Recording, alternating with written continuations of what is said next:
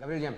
Yo creo, mira, Andrés, que al margen de que sea la empresa Dolphin o cualquier otra empresa, yo siempre he hecho los comentarios bastante acertados en cuanto a las empresas, en cuanto a los empresarios, porque normalmente siempre manejan el aspecto de que no, es que la ley laboral protege a los trabajadores, ¿no? Es cierto, es proteccionista de ciertos derechos de los trabajadores, pero también a las empresas, la propia legislación laboral les da los candados necesarios para poder en un momento dado enfrentar un proceso.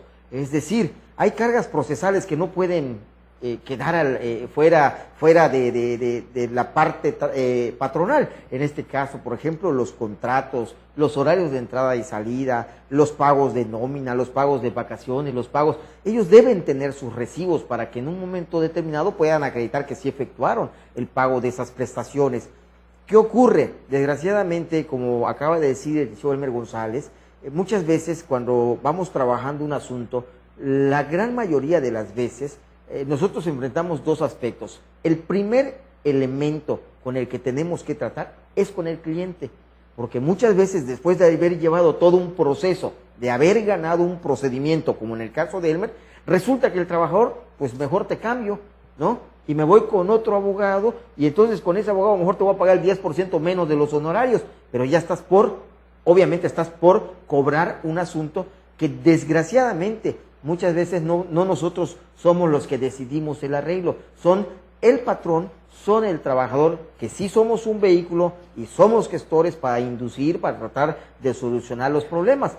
En el caso de Dolphin, a mí me ha tocado demandar, si no me equivoco, esta empresa hace algunos años, de una persona que ahorita vive en Francia, Glenn Mark Thompson se llama esta persona. Tuvimos que llevar este asunto en la Junta Federal 56 de Cancún, y hubo un laudo en el que se ordenó el pago de aproximadamente 150,000 o 100,000 dólares, algo así por el estilo. Entonces, llegamos a un arreglo ya una vez laudado. ¿Qué es lo que ocurre?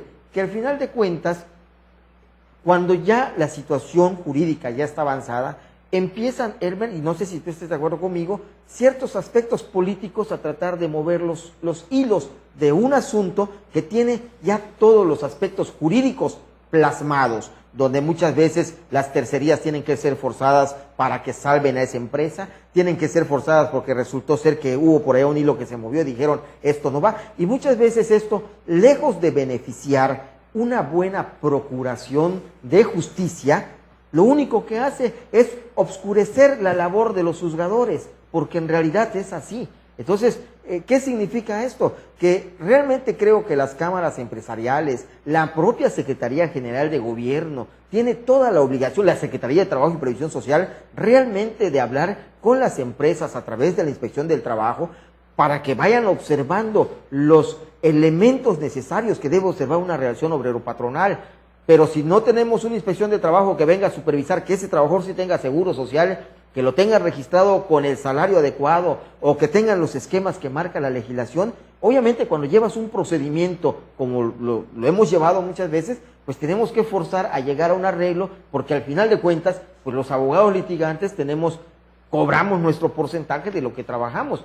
Y cuando nos tocan situaciones como la que, en este caso con Elmer, viene una revocación y tú como abogado ya trabajaste 3, 4 años y te quedaste sin cobrar. Ese es uno de los elementos que más allá es una afectación que se le da al trabajador, que se le da al abogado, porque no hay que olvidar que los abogados también tenemos familia, tenemos hijos y que vivimos de esto. Entonces yo creo que ahí sí valdría la pena hacer un llamado bastante importante a Previsión Social, a la Secretaría de Gobierno, de que en realidad quienes realmente tienen que inducir y tienen que estar inducidos a llegar a un arreglo son los propios patrones, porque a veces son ellos los que no quieren. Muy pocas veces, déjame decirte, Andrés, que hay abogados que, por ejemplo, ya tienen medido a las empresas y ya saben que las empresas no llevan ningún tipo de control, no llevan contrato. Entonces ellos se van como caballito sobre la marcha hasta conseguir un laudo millonario. ¿Qué es lo único que haces? Afectar el capital, el trabajo, no se logra una conciliación adecuada y realmente pues ahí es donde nuestra responsabilidad como abogados postulantes, como abogados litigantes, el mediar entre las partes para poder solucionar. Obviamente pues, nosotros nada más tenemos uno que otro embargo, no digo no como otros que tienen como 50, ¿no? Pero pues ok, es parte de... Así es, pues bueno, esto sucede con las grandes empresas. En las medianas y pequeñas empresas, ¿se da lo mismo? Le toca a la micro, a ver, perdón. De hecho, no existe ninguna diferencia cuando se trata de una empresa que sea de mucho capital o una tiendita de la vuelta de la esquina. Claro. La ley se aplica por igual. Yo creo que también por eso hay que tener cuidado en esas circunstancias. Y también muchas veces en la parte patronal, una vez que se le no haya querido de alguna manera llegar a una solución dentro de la parte conciliatoria, después es un tanto es difícil, ¿no? Deben de tomar en cuenta esas circunstancias, porque si al final de cuentas tienen una resolución condenatoria, entonces es muchas veces también, bueno, mejor dicho, se complican después para solucionar ese problema, y aún sea la tiendita de la esquina. Muchas veces los abogados que nos dedicamos a eso y sabemos que las cargas probatorias son de mayor responsabilidad para el patrón que para el trabajador. Cuando tienes esa posibilidad también puedes poner en complicaciones a las empresas. Entonces, por eso también, como bien decía Gabriel, hay que tener un poco de responsabilidad en ese sentido y sí buscar alguna forma de solución antes de estar pensando cerrar alguna empresa, porque en algunos casos con un laudo condenatorio puedes cerrar una empresa. Muy bien. Si me permiten, voy a leer este mensaje de la señorita Erika López.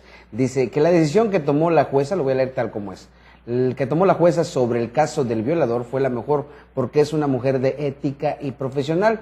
Los medios escritos están siendo muy amarillistas porque no saben muy bien del tema. Sus alumnos de ética y valores estamos con ella. Eso se refieren a la jueza, me imagino. Pues bueno, regresando a lo laboral, licenciado. De hecho, tocando el tema en general de lo que es Procuración de Justicia, también en materia laboral, en este caso tenemos dos especialistas, dos expertos en la materia, como el licenciado Gabriel Yam y el licenciado Elmer González. Es algo que es palpable. Así como en materia penal se procuró el cambio del sistema acusatorio, los juicios orales, para buscar una mejor procuración de justicia, que esperemos que se logre. También en materia laboral, tengo entendido que ahorita hay una iniciativa de ley a fin de que los salarios caídos en un laudo solo puedan ser cobrados o solo pueda ser condenada una empresa a pagar los salarios caídos de un año. Más de un año ya no va a poder ser. Sé que es una iniciativa que hay en el Congreso de la Unión de modificar la Ley Federal de Trabajo al respecto, porque precisamente como decía el licenciado Yam, ya existen ciertos abogados que sin tener ningún empacho para obtener cierto beneficio, ya conoce el caminito, ¿no? E incluso a veces hasta alargan los juicios a propósito para 2 o 3 años para que cuando venga un laudo, como dice el licenciado Yam, venga un laudo multimillonario, más que nada ya no tanto por las prestaciones principales, ¿no? Sino por los salarios caídos de 2 o 3 años que se tenga que pagar. Entonces, al respecto, sé que hay una iniciativa de ley para que solo pueda cobrarse un año, pero esto lo comento porque más que nada es un reflejo de que las mismas autoridades, los mismos legisladores se están dando cuenta que la Procuración de Justicia en México está siendo afectada en toda rama del derecho, debido muchas veces a este tipo de anomalías y a veces debido a corrupción interior por parte de las autoridades que procuran la justicia.